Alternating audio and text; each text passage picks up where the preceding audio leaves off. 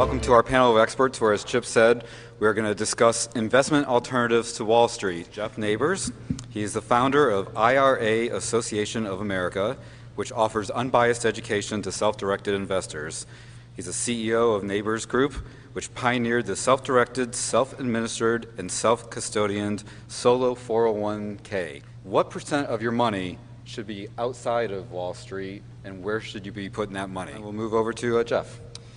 I would also agree that 100% of a portfolio should be out of Wall Street, but I would take it a step further and say that the majority of what you have should be out of stock markets in general. I believe that capitalism says, well, good decisions are made when the person whose capital it is that's being risked makes the decision. And so in that regard, I think that people should find investments out there in the real world rather than look and repackage, stock factories or stock markets. And I also believe that decentralized knowledge is how the free market works. And I think if you believe that central economic planning doesn't work based on the Austrian School of Economics, that you also must believe that for investment transactions to truly be profitable, they can't be centralized either. So if you think that no matter how smart somebody is, they shouldn't go on to chair the Federal Reserve and make all the financial decisions for a country, you should also believe that people can't be smart enough to look at a huge marketplace that is the sum of millions of tiny little decisions and then go, I know what to do in this marketplace. I also believe that when you take a look at most stock markets, we all know that all of the developed world is on fiat currency. I think when you take a closer look, you're going to see that all of the growth that all stock markets like to tell you are happening over the long term are largely inflationary.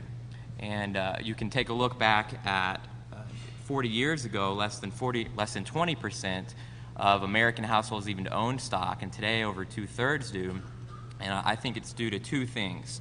Number one, there's a law called ERISA that created IRAs and 401ks, and it said, hey, if you make a contribution to these accounts, you get a tax deduction. So everybody who had a CPA who told them, look, you need to make a contribution to this account. And it just so happened that the people that were setting up those accounts were Wall Street brokerages, and so tax deductible contributions really equated directly into purchasing stock, purchasing securities. And so that sucked a lot of money into the stock market, especially from the baby boom generation when they were at the height of their productivity. And then additionally in 1971 we delinked from the dollar, and then from that point everybody who sells anything, whether it's real estate or gold, has been able to walk around like a zombie pitching the same thing, saying this goes up over the long term. And so financial planners are saying, well, the stock market goes up over the long term. And realtors are going, what I have goes up over the long term.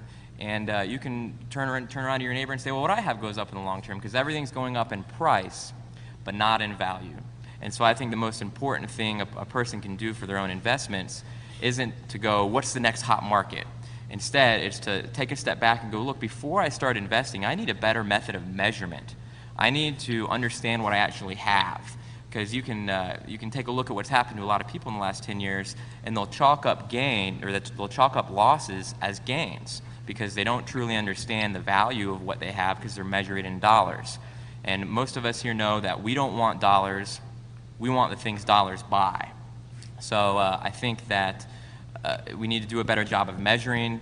CPI has become a worthless figure. We can all turn on the news and look and go, oh, that's what CPI is, and then we go and we do our checkbook or look at our bank statement and go, hey, this doesn't match up at all.